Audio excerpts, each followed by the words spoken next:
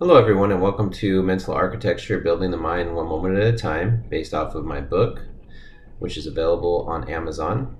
I would like to welcome you to the beginning of Chapter 3, which is No Infinity, and we're going to start off with the first section, which talks about counting. Now, counting is one of the first things you learn to do as a kid, whether it's counting objects, counting the fingers on your hand, or counting money. It's an important skill to have, and we often take it for granted that we can count objects, but there's a very clear connection, although we don't necessarily think about it, between counting and object recognition. We have to be able to distinguish different types of objects before we can count them together. For instance, if we had a basket of fruit with like 10 pieces of fruit in it, we could count out that there's 3 oranges, 2 apples, 3 pears, and 2 nectarines. Those would all add up to 10. But how does counting work in the brain, and what exactly does it have to do with object recognition? Your brains actually have a built-in mechanism for numeracy, and in fact, the way your brain interprets numbers depends on their context. So a 2 next to a 3 in the number 23 would be interpreted differently by your brain and elicit different neural responses than the digit 2 next to 8 in the number 28. And another thing is that we're so used to enumerating quantities, but part of that's just a cultural thing. Even though our brains are hardwired to do that, there's certain cultures that don't count things the way that we do. For instance, in Brazil, there's a culture known as the Piraha, where they count things more in like a fewer and many kind of sense. So they have a special word for just one or a couple, and then another word for a few. And so their distinctions are not very precise. They're meant to be more general, and there may be good reasons for that culturally. Now, the most likely reason why we have a base 10 number system in our culture is because of the fact that you have 5 digits on each hand. 5 plus 5 makes 10. That's their base 10 number system, but things were definitely not always that way. The Mesopotamians, for instance, didn't have the concept of zero, and in fact, their ways of counting and enumerating were very different, and it would depend on the context in which something appeared. So they used a series of rudimentary symbols for the ideas of 10 and 1. And the ancient Egyptians used hieroglyphs to enumerate. It wasn't until the Babylonians came along that the ideas of modern numeracy started to really develop.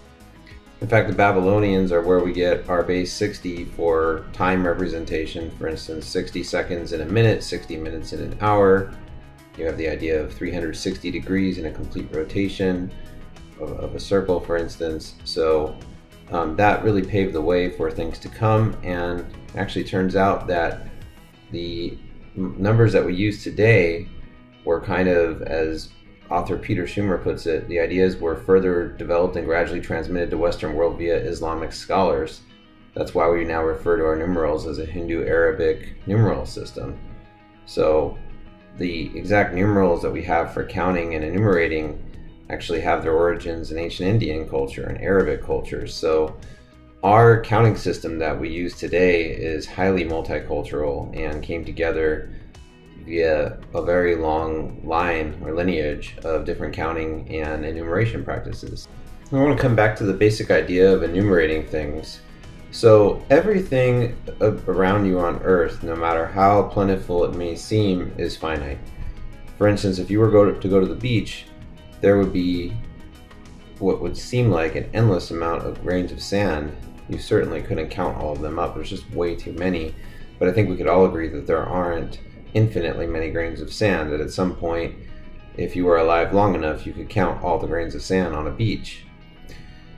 But one of the frustrating things about counting is that it requires a certain type of object permanence.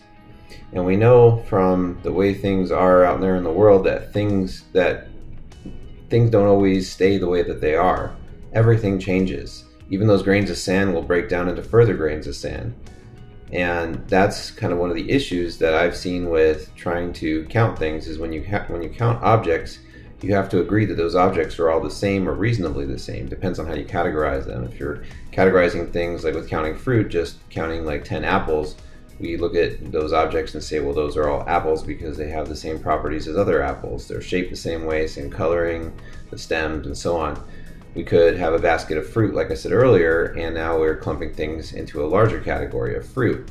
So how you enumerate also how you count things depends also on how you're classifying your objects and how broad or specific you're going with that. One of the great lies of counting, and yes, I'm calling it a lie, it's not a bad thing, is that any two objects are exactly the same. If you're trying to count 10 apples, like I said earlier, that's fine because we agree that apples all have certain properties, but every one of those apples is slightly different. No two apples look exactly the same. So one apple might be a little redder than another one might be shaped a little bit differently. We make a decision to classify those all together as apples based on their common properties, but individually looking at them, they all look a little bit different. And that is what makes counting such an interesting thing, is that it kind of is a higher level object classification and object recognition skill. You're basically taking objects, recognizing them in a certain way, and then classifying and categorizing them together so that you can enumerate them. And that is something that humans have been doing for a very long time.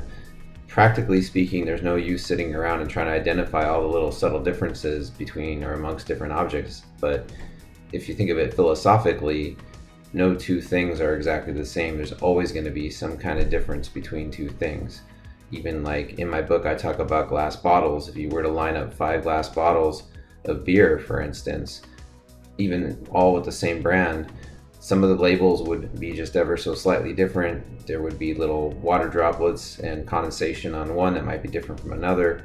And where you decide to say that this is a different object, and no, there are not 5 beer bottles here, but there's 1, 1, 1, 1, 1.